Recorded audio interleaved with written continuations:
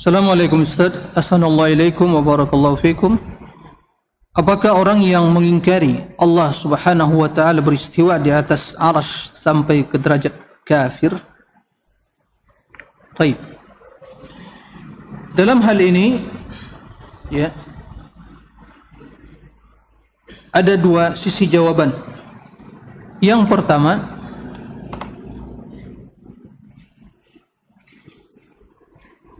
apa penyebab dia mengingkari? Apakah dia mengingkari sifat istiwa tersebut atau mungkin sifat-sifat yang lain, atau secara lafaznya dia menetapkan tapi dia mentakwil, ya, mentakwil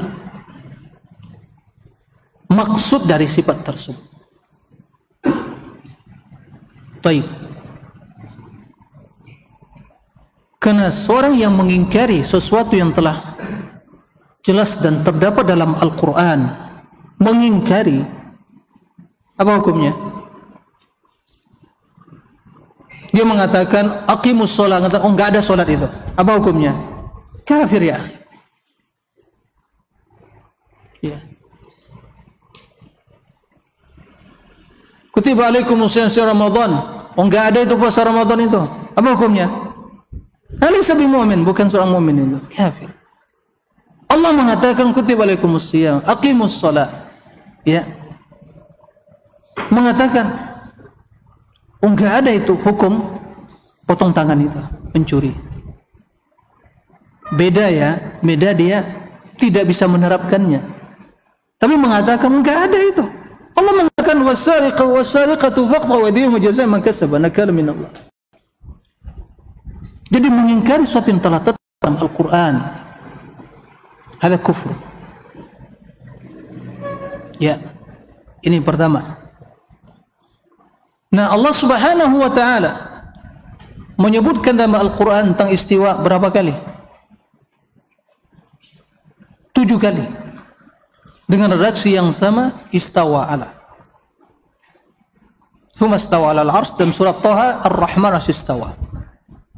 Baik, 7 ayat dengan redaksi yang sama, Allah yang mengatakan tentang dirinya, kemudian Rasul menyampaikan kepada sahabatnya, ya, sahabat menerimanya, tidak ada yang mengingkari. Maka tatkala mengingkari sifat tersebut, ya, diingkari, Allah mengatakan Allah tidak istiwa, ini jelas kufur. Tapi kalau dia, ya, mentakwil, iya istawa, tapi apa maksudnya? Oh, istawa artinya istaula. Nah, beda hukumnya. Di sini dia mentakwil. Ya. Iya, istawa dibaca juga. Istawa. Nah, lalu ditanya apa arti istawa? Mulai, oh ya, istawa artinya istaula, berkuasa. Karena kalau istawa bermakna Allah itu tinggi di atas arsy. Berarti Allah menyerupai makhluk, menyerupai dan seterusnya. Hah, begitu. Itu ta'wil. Nah, disinilah ya para ulama ahli sunnah tidak memvonis kafir ahlul kalam yang mengingkari demikian atau karena ta'wil tadi, dikenakan mentakwil. Mentakwil mereka karena syubhat di kepalanya. Nah, jadi kalau kena dia tadi tidak menetapkan karena ada pentakwilan tadi, ya, maka di sini mereka dihukumi kepada orang-orang ahlul bidah wal ahwa, tidak bisa divonis kufur. Jadi itu perbedaannya. Nah, dan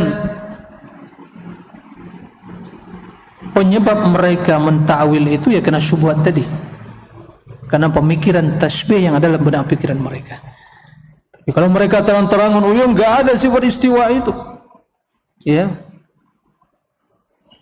enggak ada sifat turun Allah itu. Padahal Rasul mengatakan, ya, tapi mereka untuk turun itu ya bukan turun yang hakiki, majazi kata mereka. Lalu siapa yang turun?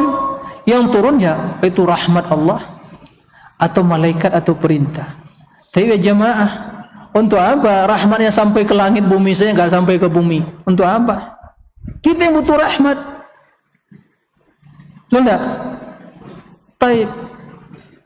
Kalau yang malaikat yang turun, Boleh malaikat mengatakan siapa yang berdoa aku kabulkan. Boleh malaikat diibadati, memohon pada malaikat. Siapa yang mohon pada malaikat kufur dia. Karena malaikat tidak bisa diibadati, tidak berhak diibadati. Malaikat mengatakan siapa yang mohon keampunan aku ampuni. Bisa malaikat mengampuni dosa kita? Enggak bisa. Jadi kita imani Allah itu turun sesuai dengan kebesaran keagungannya. Ya. Tapi mereka mentakwil. Seperti juga tangan. Allah mengatakan yadullah. Mereka enggak ayat dibaca juga ayat, tapi itu majazi. Maksudnya kekuatan kata mereka. Tapi intinya tatkala ditakwil itu mengingkari. Tapi beda dengan terangan, enggak ada tangan Allah. Enggak ada, enggak benar ayat itu, enggak ada tangan-tangan Allah gitu ya. Itu jelas kufur ya. Tapi oh ya, tangan. Yadul dibaca juga yadullah, tapi apa maksudnya? Oh itu kekuatan. Ya, istawa dibaca juga, tapi apa maksudnya istaula berkuasa? Nah, ini pentakwilan. Beda hukumnya. Paham ya? Nah, ini tentang masalah yang mengingkari atau sifat-sifat Allah tabaraka wa taala.